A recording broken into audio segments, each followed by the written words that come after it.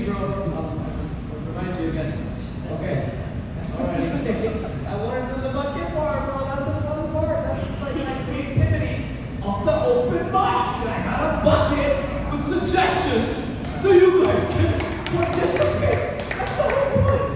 Alright, who's ready for next meeting? Yeah. This man was on a brewery energy. We just came back door from the UK. This is Derek Dimpfl, everybody. Heck yeah.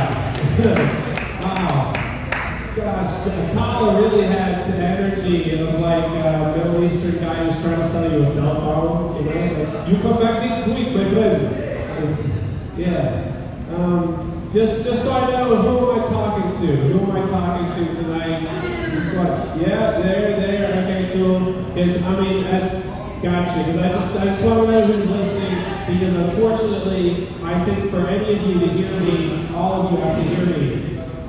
I don't know if all of you want to hear me, but that's okay. But I'm kind of bummed that guy with the long brown hair, the guy with the long gray hair left, because they look like younger and older versions of each other. And I wanted to know the story. But does anyone remember those guys? Hey, peace out if you guys are on the way out. It's cool. Hell yeah. This looks like a really fancy lunchroom for high school. Alright, good. The beers are $6.41 if anyone would like to treat me. Let's see. I saw a sign just a couple streets over. And it's this beautifully painted mural. It says, "Be here now, Ram Dass, spiritual guide, we don't know about. But I thought that it should read, this being E6, be here now, anyone who has a house." Okay? They usually stay on the other side of the bridge, I'm just saying.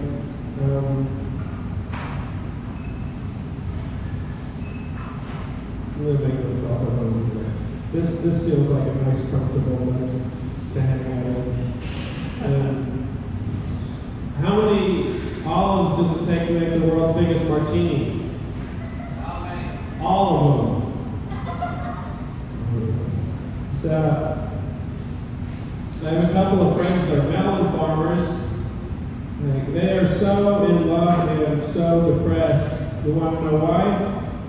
Why? They can't elope.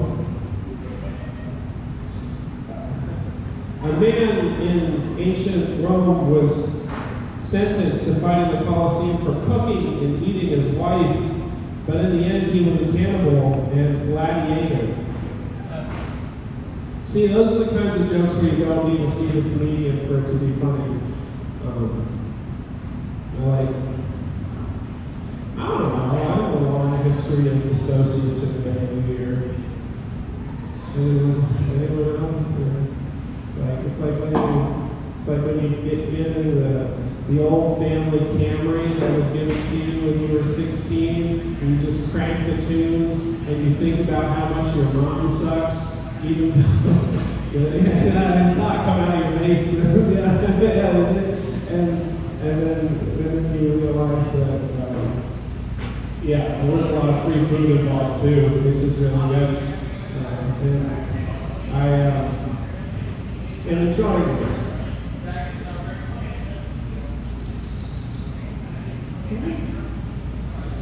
They say that marriage has a 50% success rate, and I think that if you're pitching a product to somebody, you should not pitch it as having a 50% success rate.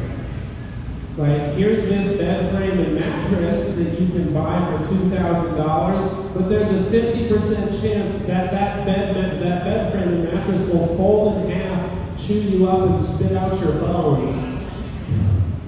It's a goofy picture, right? That was very Ren and Stimpy,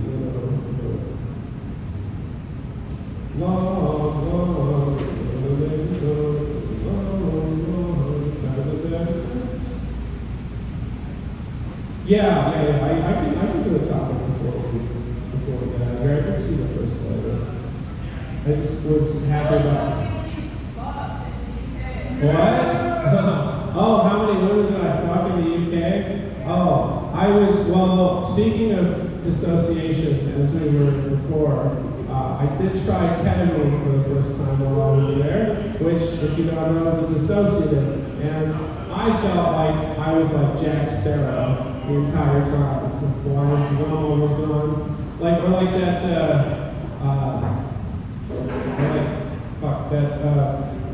Mick Jagger impersonator in Love Actually, he always sort of like walks like this, you know? Kids, listen to your Uncle Billy. Don't buy drugs. Become a pop star and they give them to you for free. Said it on national TV. Well, I would like to report back that I fucked all the bitches, that I have. And also, Americans are not right to stereotype the British as having a poor dentistry. Not true anymore. Anyway, okay. There were a few girls that I really liked, and I seriously considered seeing if I could orchestrate a session where I could put my dick in it. I'm sorry, that's a really horrible way to put it. I just wanted to be direct and clear. I like my girlfriend over here enough that I didn't want to have the weight of cheating on her, on my ever so delicate, guarded by a skinny, fat chest heart. So I'm a little bit soft, and yeah, that's what all the soft, squishy bits are there to protect. All right, yeah, I think I'm getting the third light here soon, but benefits of being short. Gotcha. We'll definitely fit in the crawl space if you need to do plumbing. For sure. If you're not only short but have no self-respect, you can always offer to ride in the trunk when there are 5 people in the car. That sounds awful, but hey, there it is. Also, when I was growing up, I really kind of felt a little bit envious of people who, like little people, the really short ones, because I felt like because I wanted to be an entertainer, but everyone was saying like, be a mathematician or something. Apparently my dad's Jordan Peterson. So he would, so I wanted to be an entertainer. It was like, well, that's just a lot easier decision to make when you're this tall. Because 20% of the little people in the United States work in the film industry or entertainment, and 80% of them live in Los Angeles.